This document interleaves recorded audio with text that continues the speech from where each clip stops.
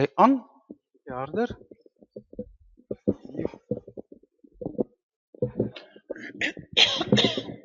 Ja, sê. Ek is nie meer gewoond aan hierdie kontrapsies nie. Ons klein mikrofoontjie se draadjie is af, jammer daaroor. Goed. En nou moet ek stil staan vanmôre. My goodness. Baie welkom broers en susters, welkom weer eens. Hier is ons nou al in die tweede maand van die jaar, ongelooflik. Ek was die afgelope week af daar na Mosselbaai toe, waar my ouers afgetree het, na my ma se afsterwe. Het ek 'n paar verpligtinge gehad en ek moes en die ironie is deesdae die kinders wil nie eers meer daai goedjies heeltemal hê nie, want tye het verander en smake het verander. Die mense van daai generasie het uit ander borde geëet as wat ons eet, uit ander koppies gedrink, jy weet. Die koppietjies met die pierings. Deesdae het ons net bekers. Maar goed, broers en susters, ekskuus, ek wil net hierdie ding nog 'n bietjie stel, jammer hieroor. Ons het die afgelope paar Sondae het ons so 'n reeks gehad. Reeks prediking. Ek het dit nou 'n hele paar keer al gedoen aan die begin van die jaar. En ek hoop julle het saam met my gedink en die van julle wat ook hier was, dankie vir van die reaksie en die teologiese kwessies wat ons die teologiese kwessies wat ons hanteer het is, kan ek as mos die gedeelte in die Bybel waar daar staan, met geloof kan jy berge versit, jy kan, né? Het egter 'n ander teks gebruik, die een waar Petrus op die water loop, eers kan hy en dan sien hy hoe groot die golwe is en dan kan hy skielik nie, alles maar hier, en daarna wil ek, met ander woorde, die belangrike aspek van gemotiveerdheid, in enige ding, maar ook in terme van 'n mens se geestelike lewe, hoe gemotiveerd is jy, daai vorentoe stuwing, nie net op een plek te bly nie, en vanmôre hanteer ons die saak, mag ek. Nou sodra mens praat oor mag ek, skielik nie, alles maar hier, en daarna wil ek, met ander woorde, die belangrike aspek van gemotiveerdheid, in enige ding, maar ook in terme van 'n mens se geestelike lewe, hoe gemotiveerd is jy, daai vorentoe stuwing, nie net op een plek te bly nie, en vanmôre hanteer ons die saak, mag ek. Nou sodra mens praat oor mag ek, dan praat ons oor moraliteit. En ek het die oortuiging dat moraliteit is 'n uniek menslike eienskap. Diere vra in hulle koppe af, kan ek en wil ek, maar nie die mag ek nie. Dis onverkeerd, goed, kwaad. En as jy hierdie boek oopmaak, Ou en Nuwe Testament, Bybel, dan vind jy dit reg deur die Bybel, is daar altyd ook 'n soort morele appel, of dit 'n verhaal is, of dit 'n argument is, of dit 'n teologiese konsep is, maak nie saak nie, dit gaan oor hoe jy jou eie lewe lei aan die hand daarvan, jou moraliteit, en dan natuurlik ook Christelike etiek. Ons leef in 'n wêreld waar al hierdie goeters op hulle koppe is. Ons weet dit tog. Ons het nou in die konsistorie weer daaroor geskerts. Is wat vir die een kanon is vir die ander een doodsonde. Wat vir die een reg is, vir... So kom ons gaan op hierdie speurtog vanmôre verder. En ek gaan dit met tekste toelig en dink saam met my as ons hieroor gaan praat vanmôre, ons laaste een in die reeks van kan ek, wil ek en mag ek. Goed. Ons Vader van liefde en genade, en vergifnis en geregtigheid. Hier is ons. Praat met ons. Ondersoek ons harte. Kyk na ons prioriteite. Doen die nodige verstellings deur die Gees. Hier is ons Here, uit verskillende oorde, uit verskillende werksomstandighede, as broers en susters. Ons gee om vir mekaar. Ons stel belang in mekaar. Ons wil dit wat ons in glo. Maar dis hoekom ons hier is. Inspireer ons. Maak ons opgewonde. Opgewonde oor die evangelie.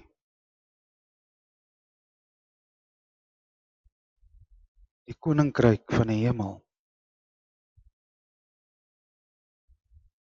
Stap saam met ons die pad, die hobbelpad van die lewe. Wys ons die weg. Want in U lig sien ons die lig. Sien ons gemeente. Sien ons dit wat ons aanpak. Daar is soveel tekens dat U ons oor baie jare seën. Dat U vir ons goed is, dat U ons oor baie jare seën. Dat U vir ons goed is. Leer ons om ook altyd goed te wees vir mekaar. Ons bid dit in Jesus naam. Amen.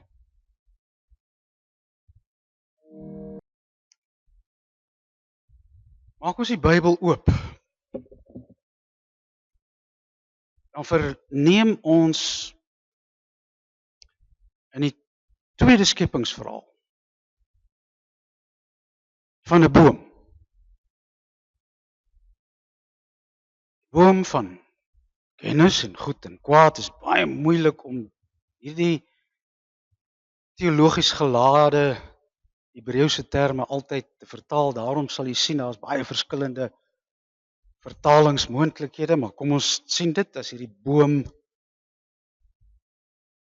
van goed en kwaad. Nou goed. Kom ons gee net 'n tree terug. Die skrywer van die tweede skepingsverhaal, en ons noem hom die Jahweus. Die rede daarvoor is, en hy doen dit anders as die skrywer van die eerste skepingsverhaal, Genesis 1, wat ons die P-bron noem, die priesterskrywer.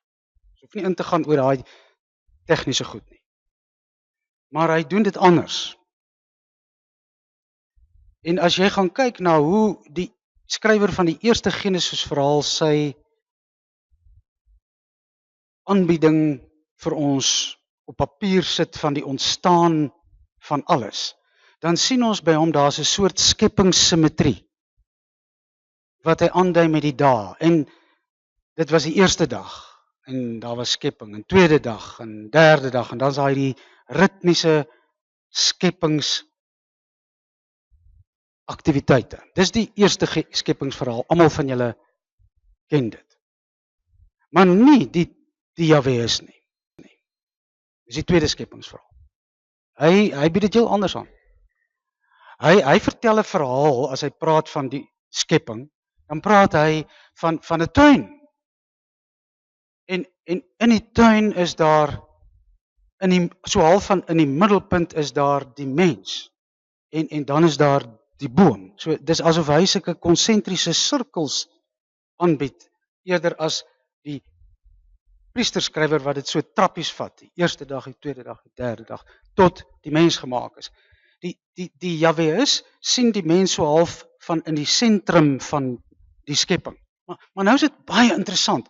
Hy sluit nie sy skepingsverhaal af soos die eerste skrywer deur te sê goed en alles is gemaak en toe het God gerus nie. Hy doen dit nie. Wat doen hy?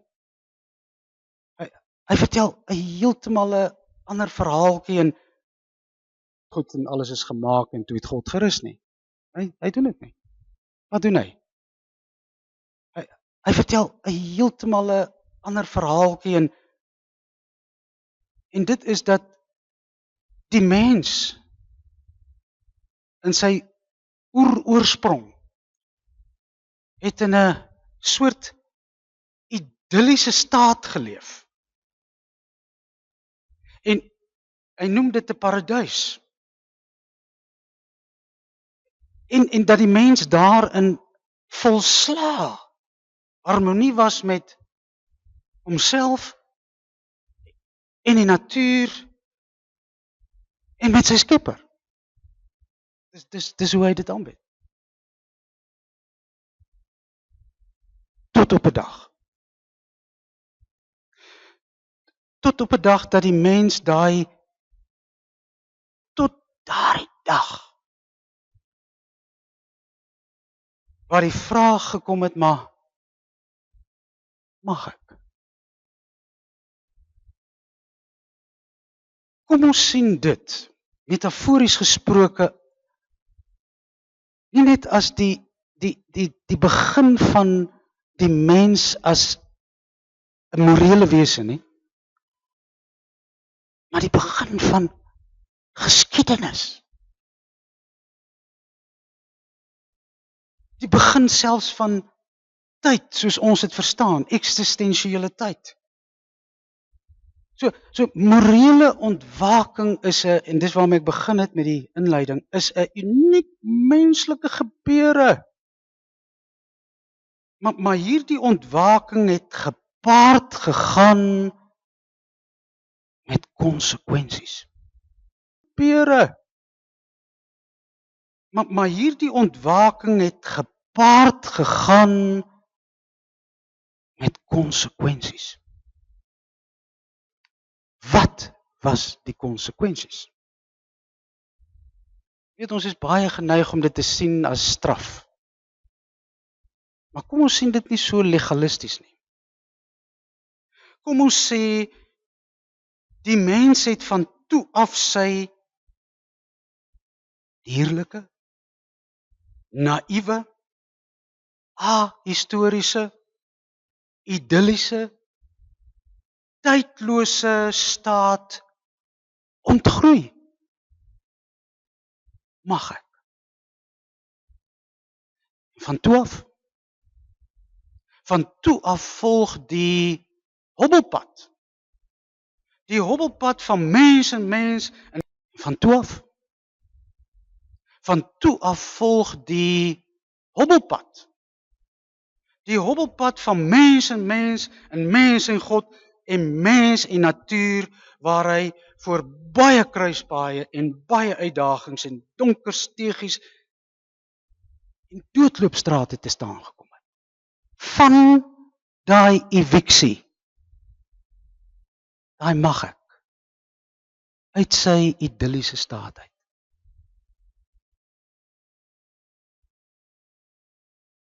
Blaai ons 'n entjie verder. Dink vir my daaroor. Maar blaai jy net 'n entjie verder. Dan kom ons by nog 'n Genesis. En dis die begin van die volk van God. Ons vind dit in Exodus. En wat is daar aan die orde in Exodus? Wel, op klomp goed. Die eerste ding is vryheid. Om weg te kom uit die dwinglandy van die Egiptenare. Dis dit. En dan selfbeskikking. Jou eie leefstyl, jou eie kultuur, jou eie stukkie grond te kan hê. En nie te ja baas nie. Dis dit. Maar daarmee saam met hierdie diep menslike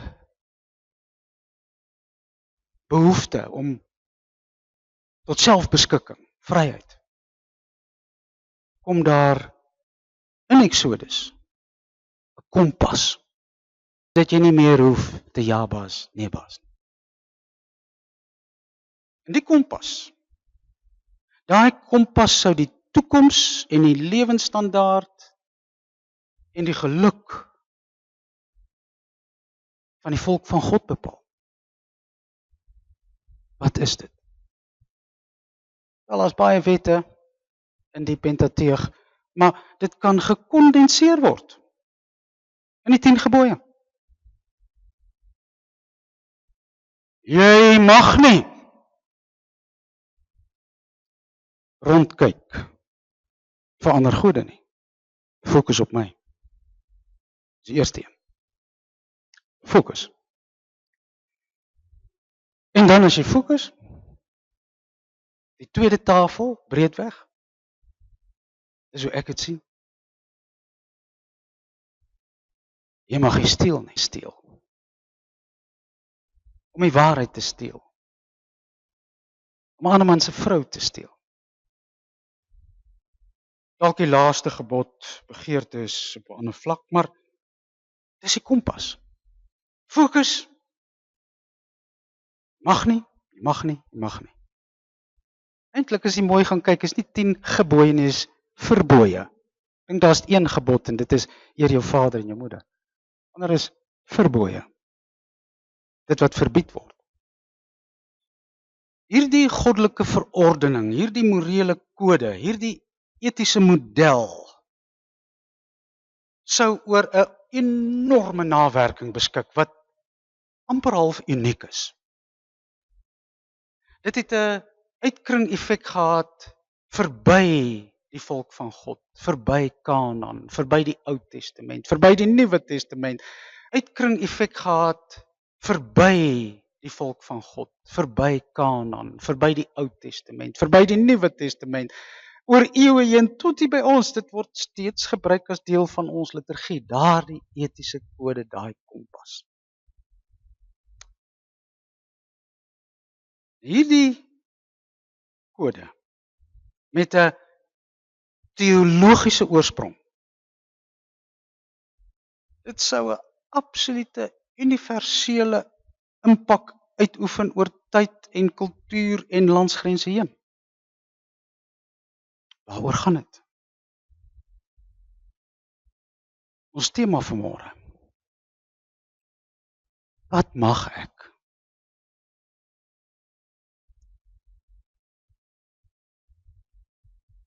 Maar broers en susters, niks in die lewe is so eenvoudig.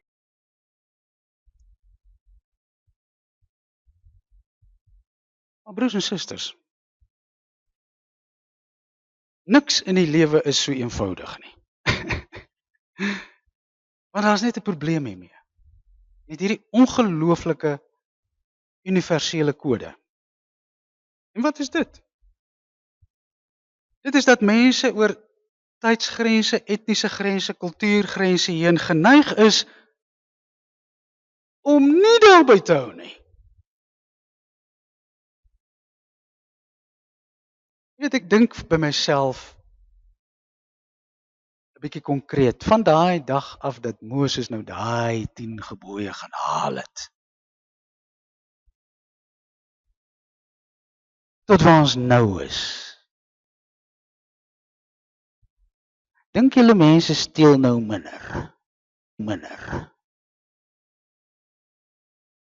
Nou oor die 3000 jaar. Vertel minder leuns. Minder. Huh? Oh, weet, As jy nou die koerante na kyk en die TV nuuskanale, jy sien hulle floreer hierop. Jy weet en ek weet dit. Iets wat nuus maak is nie om in lyn te loop nie. Eerlike mense en gehoorsame mense is eintlik boring. Ja.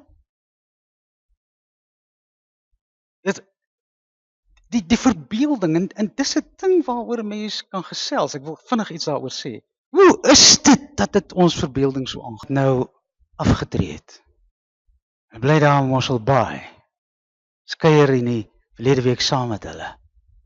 Nou jy weet daai area is 'n area waar mense en dit is baie gevaarlik wat ek nou sê, maar dalk minder oortree as hier by ons. Wel, breedweg gesien. Die ouens ry dan aan die regterkant van die pad en daai soort van ding, né? En hulle verkoos nie so die munisipale geld. Jy kan dit sien. So in daai opsig dan nou.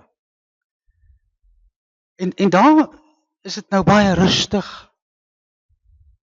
En hierdie vriende van ons die daar gaan aftree.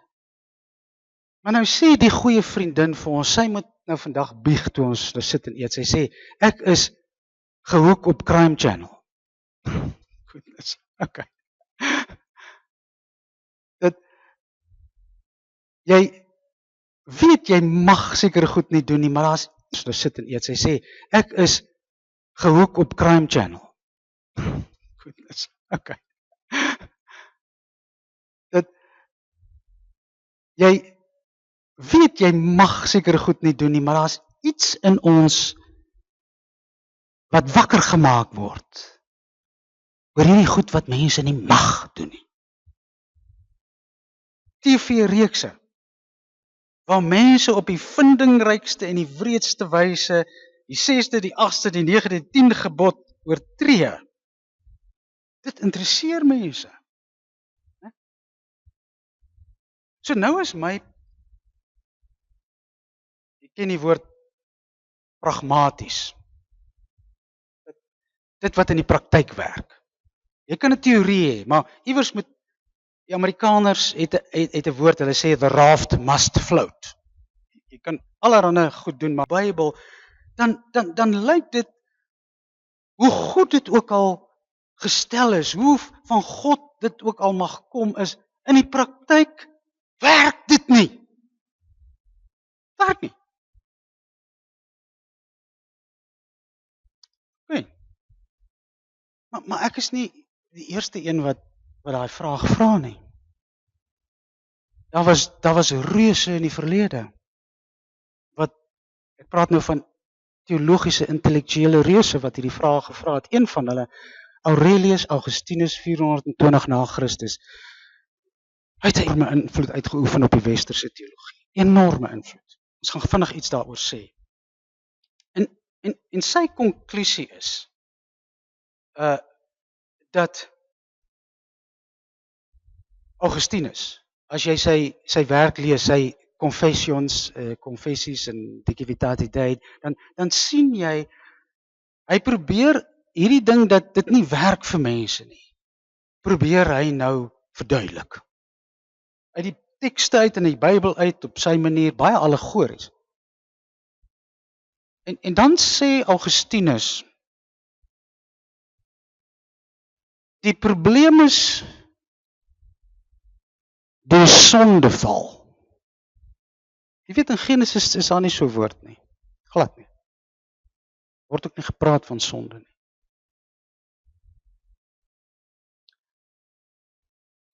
En in Genesis is daar nie so woord nie. Glad nie. Word ook nie gepraat van sonde nie.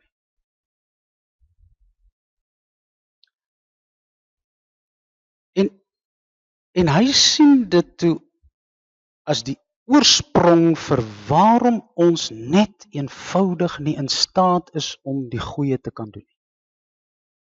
En hy ontwikkel dit toe verder, want as een ou dit nie reg kry nie, okay, maar hoekom kry niemand dit reg nie? En toe ontwikkel hy die sogenaamde erfsondeleer. Erfsondeleer is nie streng Bybels nie, dis Augustins. En dit het so 'n diepgaande effek gehad op ons en ook ons sakramente, dat jy in die doopformulier byvoorbeeld sal kry, dat daar staan, die kind wat in sonde ontvang en gebore. Absoluut niks daaraan kan doen dat hy nie kan nie, of nie wil hierdie morele kodes nakom nie. So, kom ek verduidelik dit aan die hand van 'n beeld. Vir Augustinus, om hierdie probleem op te los, daar's die kodes, daar's die wette, maar ons kry dit nie reg nie, ons kom nie by uit nie. Sy argument, ons is eintlik maar, dis in ons DNS, geneties, en hy gebruik dan die woord sonde daarvoor, en wat is dit? Ons is soos motte om 'n kers. Jy gaan woep, woep, woep, woep, dis net dit, dis Augustinus. En dit het 'n enorme impak en invloed gehad op die reformatoriese teologie. As jy die reformatoriese debatte lees, Luther, Calvin, en binne die Rooms-Katolieke konteks, is dit aan mekaar waaroor hulle dit het. Dis nie heeltemal soos wat dit daar in die Bybel staan. Ook nie, dit is ook nie wat my betref heeltemal 'n evangelie. 'n Fariseer was, ek gaan nou ophou met die lang argumente. Paulus, wat wel 'n fariseer was, wat hierdie legalistiese agtergrond gehad het, in sy Romeinebrief, in sy Galasiësbrief, argumenteer hy oor wat? Hy argumenteer oor die feit dat die wetboek jou nie kan red nie. En dis wat die reformatore optel, sodat ons by die konklusie kom, wel, ons kan absoluut niks daaraan doen nie. Dan moet iets anders gebeur, né? Ek het nie tyd om hierop te lank in te gaan nie. Maar dit het 'n groot invloed uitgeoefen op ons Christelike etiek. Dat 'n mens baie keer op twee stoele sit. Jy het 'n verantwoordelikheid, maar jy kan dan nie. So, wat help dit om dan te sê jy het 'n verantwoordelikheid? Goed. Nou is die vraag, waar skop jou verantwoordelikheid in? Waar skop jou verantwoordelikheid in? Waar skop my verantwoordelikheid, ons kinders se verantwoordelikheid in? Vir jou gedagtes en jou versinsels, vir jou dade en jou wandade, as jy dan uit die staanspoor ontken dat jy hoegenaamd nie in staat is om enigiets goeds te kan doen nie. So nou wil ek in die laaste deel van my boodskap, wil ek baie vinnig, wil ek nou vir u wys op hierdie enorme deurbraak in die Bybel, wat tog hierdie saak oor mag ek op 'n sekere manier aanspreek vanuit 'n sekere hoek. En ek dink dit, ook daai etiese vraag, was die groot breuklyn tussen Judaïsme en die Christelike geloof. Breedweg. So kom ek begin deur dit te sê. Reeds in die profetiese breedweg. So kom ek begin deur dit te sê. Reeds in die profetiese literatuur, Jesaja, Jeremia, Esegiel, die klein profete, vind ons die saadjies van hierdie wat ek sien as 'n etiese deurbraak, 'n morele deurbraak.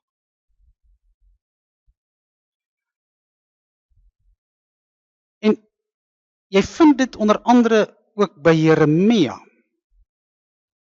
waar die insig kom dat as jy nou die reëls in 'n boek het, sê maar hierdie boek, dan gaan die reëls mos nie werk as dit net in die boek staan nie.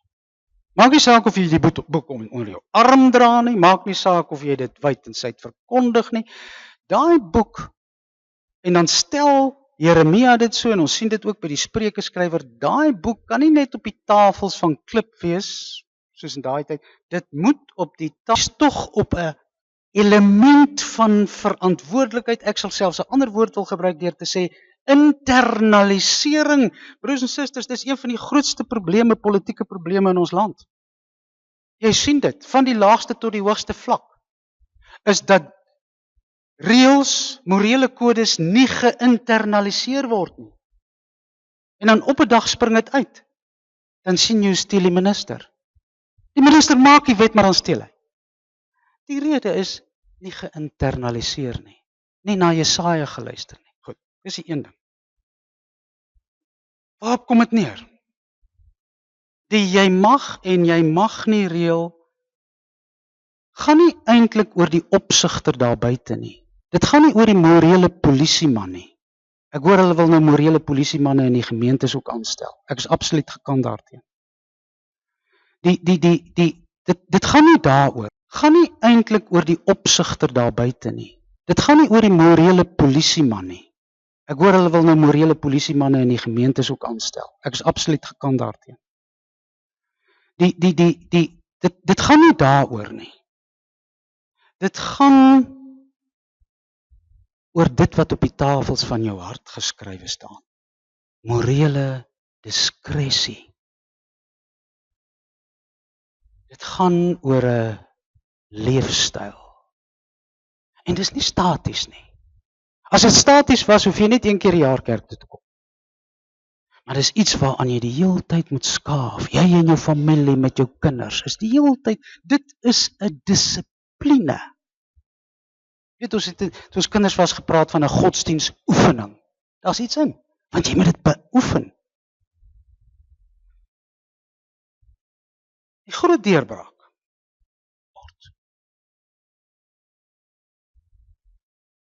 maar die eintlike deurbraak vind ons by Jesus. En wat sien ons? Daar ontwikkel 'n nuwe godsdienst daaruit. Jesus was nie 'n Christen nie, hy was 'n Jood. Wat hierdie goed anders geïnterpreteer het. Sy interpretasie van die Torah volgens die bergrede gaan hieroor. Daai morele kompas. Waar is die kompas? En wat Jesus dan doen, en hiermee gaan ek afsluit, is hy plaas die vraag oor mag ek of mag ek nie, plaas hy teen die agtergrond van 'n diep medemenslikheid. Medemenslikheid. Selfs 'n simpatiese agtergrond. Sympathos, om saam te ly. Altruïsties. So die mag ek vraag word dan nie so seer, en dis Jesus, word nie so seer gedikteer deur myself en eie belang en die handhawing van my eie siening nie. Maar dit word gedikteer deur jou. Toe ek 'n student was, het ek 'n baie kosbare boek gelees, 'n Joodse filosoof met die naam Martin Buber. 'n Joodse filosoof met die naam Martin Buber. Kort boekie. Die titel van die boek is Ich und Du. Buber se hele argument hieroor gaan, ek kan nie ek wees sonder jou nie. Ek kan nie ek sê sonder jou nie. En nou sluit ek af. Dink aan hierdie argument wat loskom iewers tussen 2 mans met hierdie teenoorgestelde morele raamwerk. Die een man in ons wetboek, jy mag nie op Sondag werk nie, en ons sien jy het 'n klein dingetjie gedoen. Kom kantoor toe, jong. Kom kantoor toe. Dis sy raamwerk. Dis hoe hy na mense hulle gedrag kyk. Kom kantoor toe. Daartoe. Toe ek 'n kind was. Ek droom nou nog daarvan. As jy nou 'n prefek word. Dan verander jou status nou, né? Ewe skielik. En kyk, dan kry jy nou jou pips wanneer jy iemand kan kantoor toe vat. En dan word daai ouetjies nou so Dit is die Fariseërs. Dis hulle moraliteit. Maar aan die ander kant van die gesprek is daar 'n man wat sê, ek het nie met jou 'n afspraak in die kantoor nie, ek het 'n afspraak met jou hart. Okay. En waaroor praat hulle? Hulle praat oor die groot mag ek. Die groot gebod. Albei ken die wet. Al twee hierdie mans, Jesus en die Fariseer. En dan wat sê Jesus vir die Fariseer? Mag jy? Jy mag maar lief hê. Jy mag maar lief hê. Jo. Dis heeltemal 'n ander verstaan hiervan. Want om lief te hê kan baie kitsch wees. As jy nie weet wat dit beteken nie. En wat dit impliseer nie. So om lief te hê moet jy nie net die wet bestudeer nie. Jy moet mense verstaan. En hulle dophou. En jy moet dit altyd doen met sympathos. Nie apatie nie. Apatie. Weet jy waar kry jy apatie as jy by die hek uitry? Ek met sympathos. Nie apatie nie. Apatie. Weet jy waar kry jy apatie as jy by die hek uitry? Jy kan daar lê, niemand gaan jou help nie. Heeltemal apaties. Gee nie om nie. Maar hier is dit anders. Want hier, jy mag jy maar lief hê. Amen. Kom ons sing ons slotsang. Die genade van ons Here Jesus Christus, die liefde van God, die gemeenskap van die Heilige Gees is en bly met u. Amen.